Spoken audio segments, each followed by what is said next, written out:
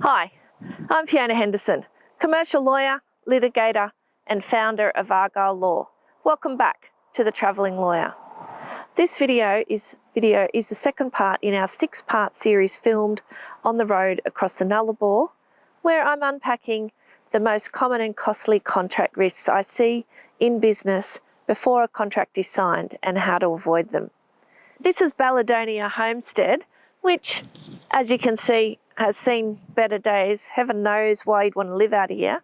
And we've just passed a sign proudly declaring we're coming up to Australia's straightest section of road, 146 kilometres of straight bitumen, which is great news for Peter, who's still driving, because I've run out of corners to helpfully comment on.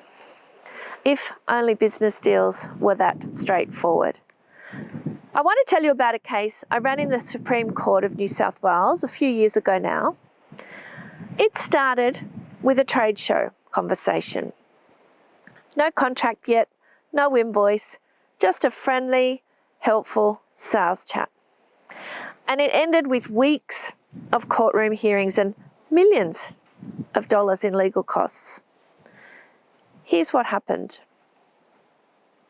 My client sold advanced high-spec glass processing machinery, the kind that's imported from overseas and costs serious money. And back in 2012 at Glass Tech Düsseldorf, a potential buyer approached my client and asked about a new vertical machine.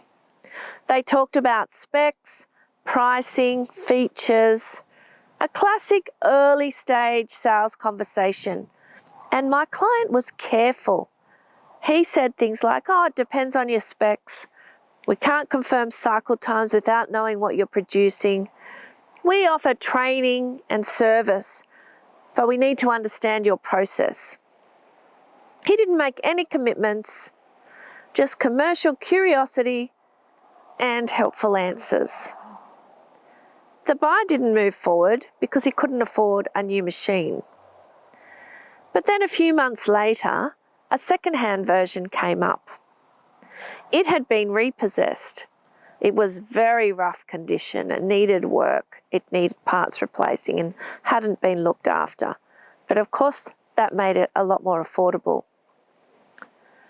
So my client reached out. The buyer flew in for an inspection. They saw the condition of the machine. They saw the rust, the grime, the broken filters. It was definitely not a plug and play.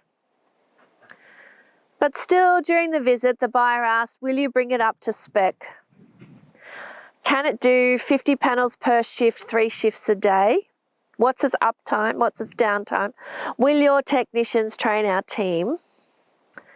And in good faith, my client said, we'll bring it into good working condition. We'll replace what needs replacing. And yes, our technicians will install it and train your staff. Soon after that, they signed a contract. And that contract included, as you would expect, a whole agreement clause, the standard. This contract is the full agreement. And also a clause which said that they weren't relying on anything that we said before you signed the contract. And everything seemed good. But once a machine was installed, things went downhill. It was too complex for the buyer's team. And downtime was high, output was low. The panels being produced were a lot more complex. And suddenly, they claimed my client had made binding guarantees. And what they said was, well, you promised it would work like new. You said we'd get 50 panels per shift. And you guaranteed full training and support. And to back those claims up, they didn't rely on the contract. They pieced together comments from the trade show, emails, observations during the site visit. And they built a case under Australian consumer law arguing that those informal conversations were misleading and deceptive. And here's what I want you to take away. The legal risk didn't come from the contract. It came from the pre-contractual conversations. And that's where I see so many businesses exposed, because the court doesn't just look at what's written. It looks at what you said, what you showed, what was implied, what you didn't say, what the other party assumed. So even if your contract says one thing, your conduct before signing can say something very different. If that makes you a bit uneasy, it should, because these risks live in the places no one thinks to look.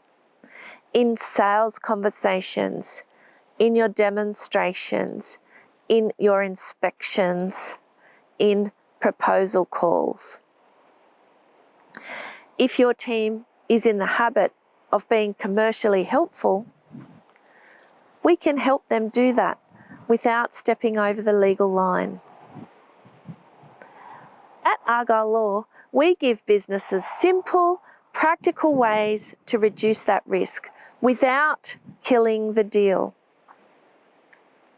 If you want to talk about training, risk mapping, or just reviewing how your team's communicating, message me on LinkedIn or head to argylllaw.com.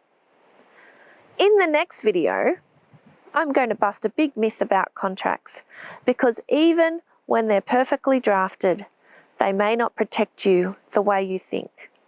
I'll see you at the next Roadhouse.